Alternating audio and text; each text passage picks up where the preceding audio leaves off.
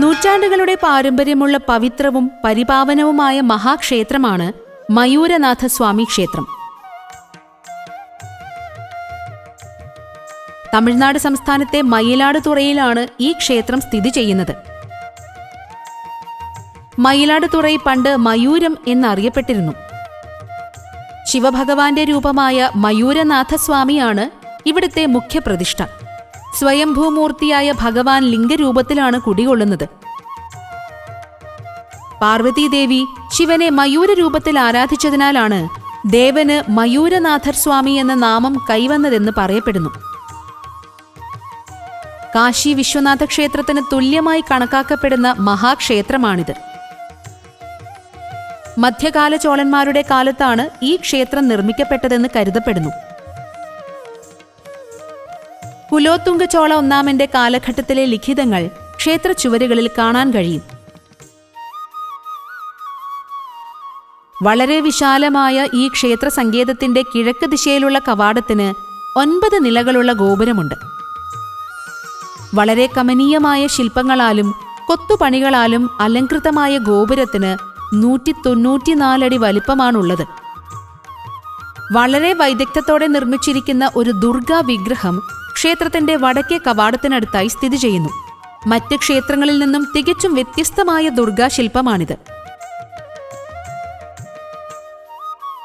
ഈ ക്ഷേത്രസങ്കേതത്തിൽ ഗണപതിയുടെ 3 ചെറിയ ആരാധനാലയങ്ങളുണ്ട്. പ്രത്യേക ശ്രീകോവിലിൽ ഗൗരി താണ്ഡവഭാവത്തിൽ നടരാജ വിഗ്രഹവും സ്ഥിതി ചെയ്യുന്നു.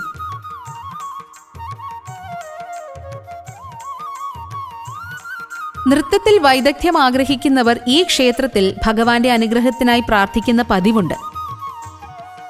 നടരാജക്ഷേത്രത്തിന് എതിർവശത്തായി മയിലമ്മൻ ക്ഷേത്രമുണ്ട്. ഇവിടെ ഭഗവാനും ഭഗവതിയും മയിലിന്റെ രൂപത്തിലാണ്. പ്രകാരത്തിലാണ് മുരുകൻ കുടികൊള്ളുന്നത്. അഭയാംബികൈ എന്ന് വാഴ്ത്തപ്പെടുന്ന ഭഗവതി പ്രത്യേക ശ്രീകോവിലിൽ സ്ഥിതി ചെയ്യുന്നു. ദക്ഷിണാമൂർത്തിയുടെ ശില്പം കാലുകൾ മടക്കി ഒരു വശത്തേക്ക് അല്പം ചെരിഞ്ഞ നിലയിലാണ്. ശിവൻ പാർവതിയെ ആലിംഗനം ചെയ്യുന്ന ഒരു ശില്പവും പാർവതി ഒരു പ്രാവിന്റെ രൂപത്തിൽ ശിവലിംഗത്തെ ആരാധിക്കുന്ന ശില്പവും കല്ലിൽ കൊത്തിയ കവിത പോലെ മനോഹരമാണ്. ബ്രഹ്മാവ്, ലക്ഷ്മി, അഗസ്ത്യമുനി, മന്മഥൻ, പക്ഷികൾ, മൃഗങ്ങൾ എന്നിവരെല്ലാം മയൂരനാഥനെ ആരാധിച്ചിരുന്നതായി വിശ്വസിക്കപ്പെടുന്നു.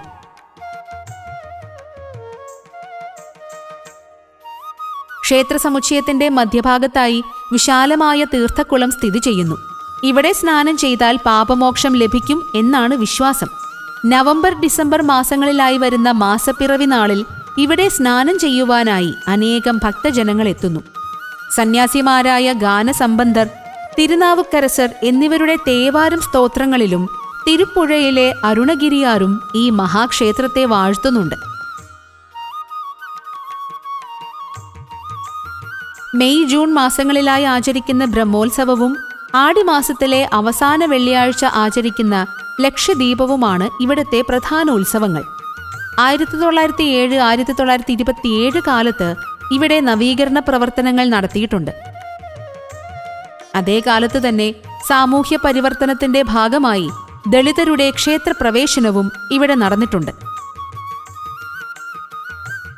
ചരിത്രത്തിനും ഐതിഹ്യ കഥകൾക്കും സാംസ്കാരിക പാരമ്പര്യത്തിനുമുപരിയായി സാമൂഹിക പരിവർത്തനങ്ങൾക്കും സാക്ഷ്യം വഹിച്ചിട്ടുള്ള ഈ മഹാക്ഷേത്രത്തിന്റെ പ്രസക്തി മഹനീയമായി നിലനിൽക്കും.